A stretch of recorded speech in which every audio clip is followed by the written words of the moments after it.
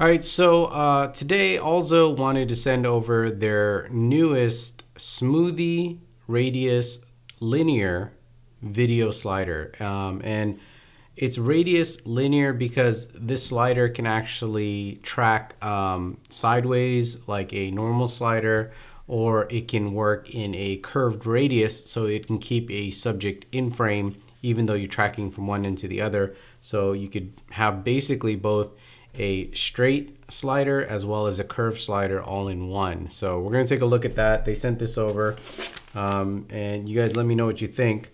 They give you a little piece of paper here, but there's no instructions. You go online for the instructions. They have a video on my blog post. I'll have a link to that video as well, or just embed it in my blog so you can take a look at that. We got a couple of parts here to put the slider together. They sent over one of their quick release plates, which mounts to the top of this carrier here. This is what you would mount your camera onto, and then it would track along this frame over here. So let's go ahead and put this together.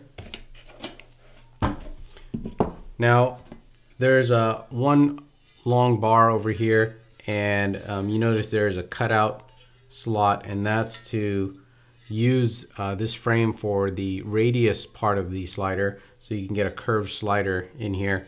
And then there are some mounts on the side here, and that's when you want to use it as just a basic straight linear slider, side to side or forward and back.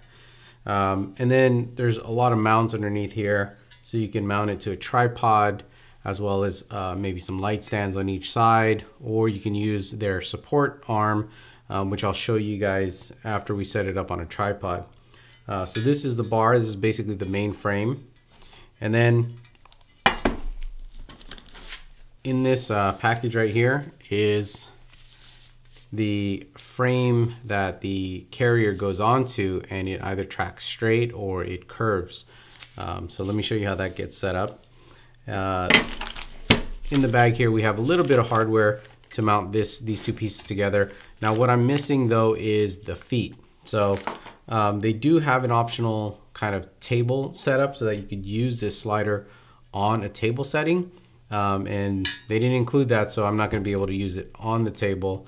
Actually, I could use it like this, but it's not going to be very stable without the long legs. But that's an option if you guys want to use it on tabletop. So let's put this together. All right, so before we continue, just want to show you, this is the rail that your camera slides on. So it's interesting because it's flexible, a little bit flexible, and that's how you get your curved radius. So there are different parts here.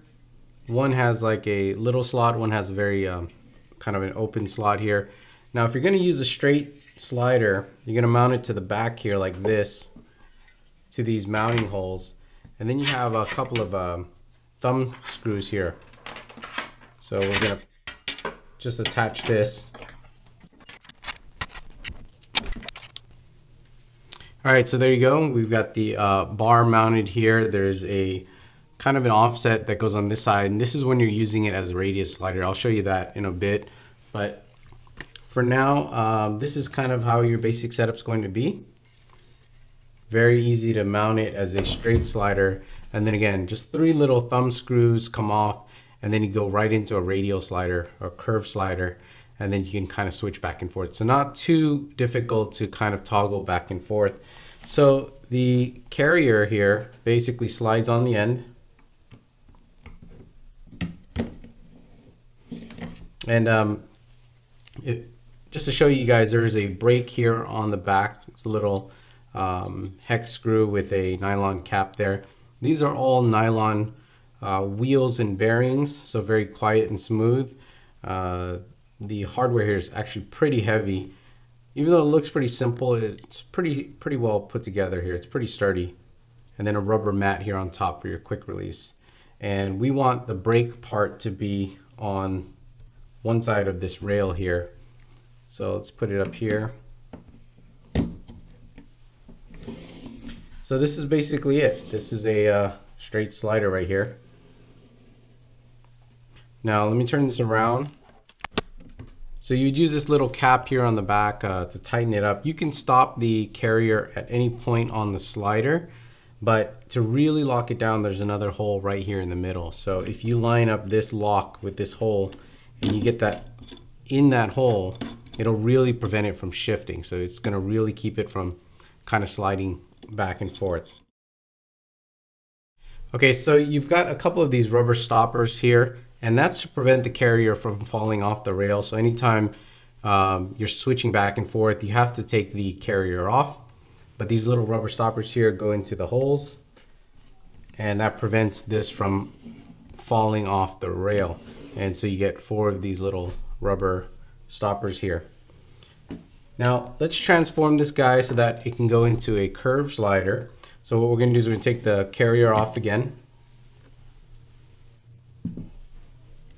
We're going to remove the 3 thumb screws here. Alright, so now that we have the rail off, we're going to go into a radial kind of setup, a curved setup. So again, you can see that there are some curved notches here on the side.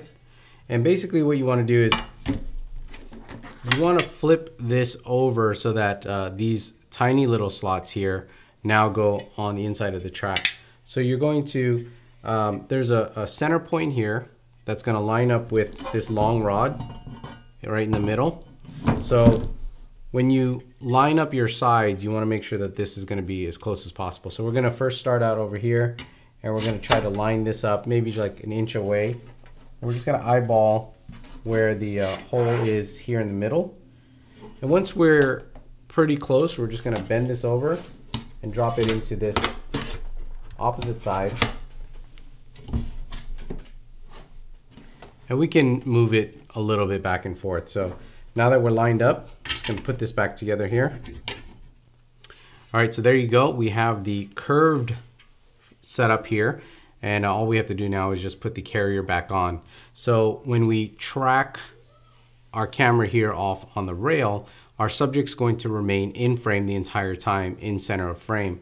Now this is not a variable curve, so this is one set curve, which means that your subject has to be a set distance away from the slider, and that's not going to change. So I believe the distance is 6 feet away from this slider. And so if your subject is 6 feet away, your camera should be able to track, keep your subject in the middle of the frame the entire time.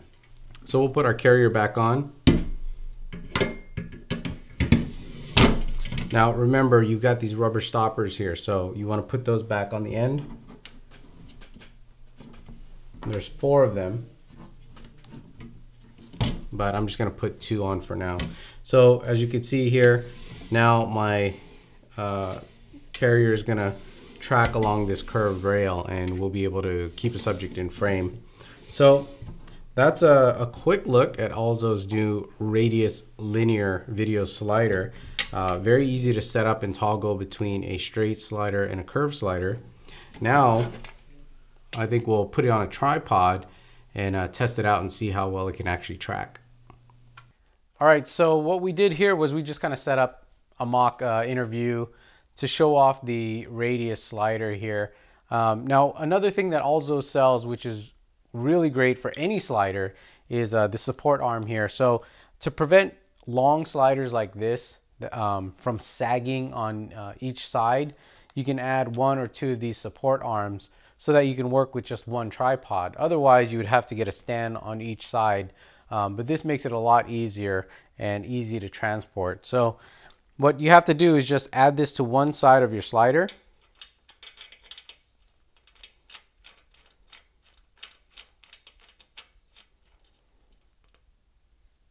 And there's sort of a ball head on this side here that allows it to kind of move around. In the middle here, it's very similar to a light stand where it can telescope to different lengths.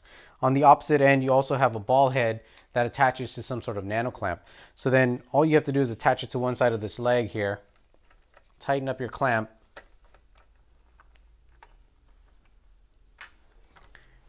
and then once you have the right height here, add some tension and lock down your arm. Also lock down all of your ball heads. So now when the camera weight gets to this end of the slider, it's not going to be able to sag very much because you've got this support here at this angle Now you could add one to the opposite end, but even if you don't, as the camera weight shifts to that end, it can't really lift this as well because it's going to try and lift up that tripod leg. So it's going to add some stability, but two is probably better than one, but you can get away with one. All right, so now that we have this set up here, the way this radius slider works is it has a fixed radius, a fixed curve. So you always have to be 6 feet away from your subject. So the best way I found to use this is to just lock your camera dead center on the radius here. Take a measuring tape, get about 6 feet away. It's like 6 feet and maybe a few inches. After that, you place your subject in frame in center. Now, because we're 6 feet away, we always have to use a kind of a telephoto lens if you really want to exaggerate the background movement. So here I have the Panasonic 35-100 on the GH4. So I typically don't use that lens, but we have to get pretty close up. So I'm using the 35-100 here.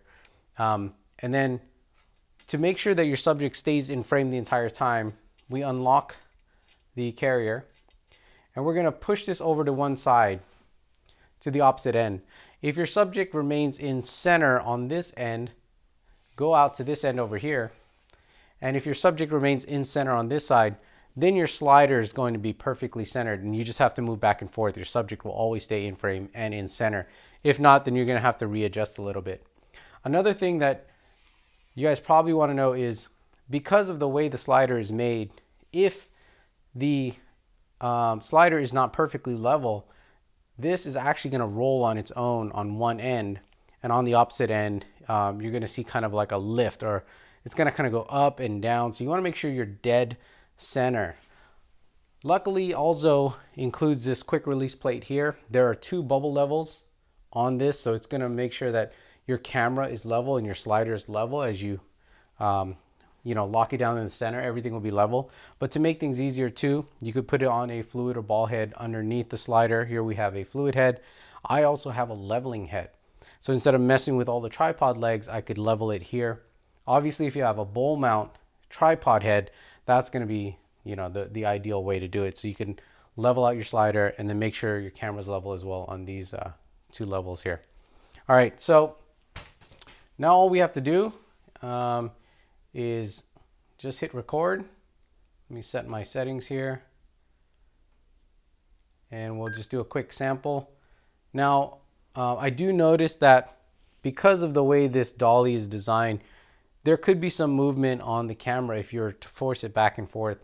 So you really want to make sure that you're just kind of supporting the slider as best possible as you're moving it back and forth, because this is still manual. They do say that they're going to come out with some motorized version for this, but right now, because it's manual, you just want to make sure you're doing it carefully. But I don't really have to think very much. As I move the slider from one opposite end here, my subject will stay in frame. And then as I move it to the opposite end over here, he'll be in frame as well. So I really don't even have to look at where my camera is being positioned. I just have to rack this back and forth.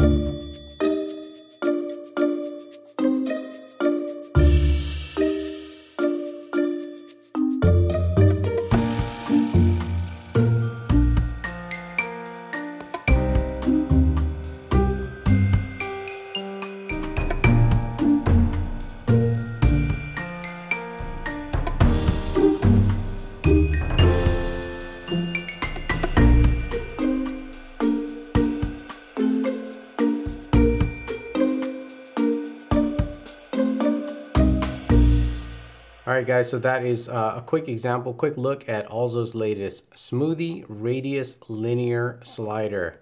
Now, again, this transforms from a radius curved slider to a straight slider. I didn't want to show you any examples of a straight slider because you can see that just about anywhere. And really, I think the unique thing about this one is that it can transform from a linear to a radius, and I think a lot of people want that radius movement. Now, even though it does it very well, does it simple, There are some movements to the camera. It's not the smoothest. You got to stick with a lightweight camera, a lightweight lens, so that you don't add too much weight to this unit. But if you stay with the smaller cameras and at worst some post image stabilization, you could get really smooth shots doing the radius curve here, which will allow your subject to stay in frame in center while the background moves. So that's the most interesting thing. Anyways, that's a quick look. Let me know your comments. Let me know what you guys think about Alzo's latest transforming slider from linear to radius. For more information about this stuff, there'll be some links below this video or on the blog cheesycam.com.